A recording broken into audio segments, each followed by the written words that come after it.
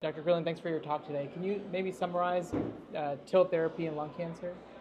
Yeah, so at Moffitt, we've treated hundreds of patients now with TIL across a variety of indications, including melanoma, for which there's FDA approval.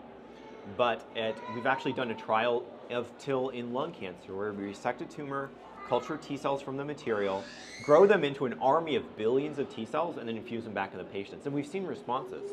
And now we're actually launching into more of a phase 2 trial for patients who've had prior chemotherapy and immune therapy with immune checkpoint inhibitors. And we've been resecting tumors and giving TIL for those patients. Could you tell me a little bit about the pros and cons of TILs versus other cell therapies like CAR T or TCRs for lung cancer? So the great thing about TIL is we're taking the T cells that are already in the body, growing them to high numbers, and not doing any kind of changes to them, just infusing them back. There's no manipulation required. There's no transgenic changes required.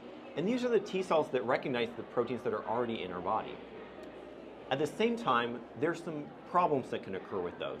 For example, in order for a T cell to work, there needs to be an HLA molecule presenting an antigen, a protein, a tumor protein, for it to target. And in lung cancer, we see almost half of lung cancer lacks certain HLA molecules. So a logical solution to this is to create a CAR T cell, chimeric antigen receptor cell, that binds directly to the tumor without using HLA. It sounds like that's a very promising potential option for lung cancer patients. Of course, we've seen CAR T cells sweeping the field of heme malignancies, lymphomas, leukemias. But in solid tumors, finding the right target has been very difficult, but we're seeing a few targets emerge. We're seeing DLL3 emerge, which is a target seen in neuroendocrine tumors, over 80% of them. We're seeing GPC3 emerge, which is a target seen in liver cancer and some squamous lung tumors.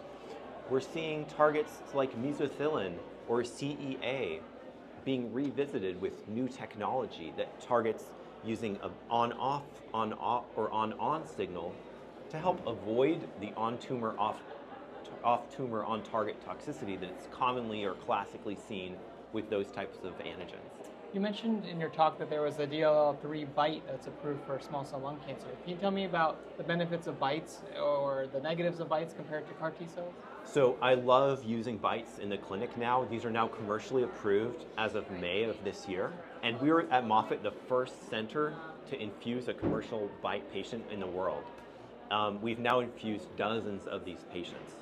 And this is an off-the-shelf product. I just infuse an antibody into a patient, and it stimulates their own T cells against this neuroendocrine tumor, which has classically been extremely difficult to treat.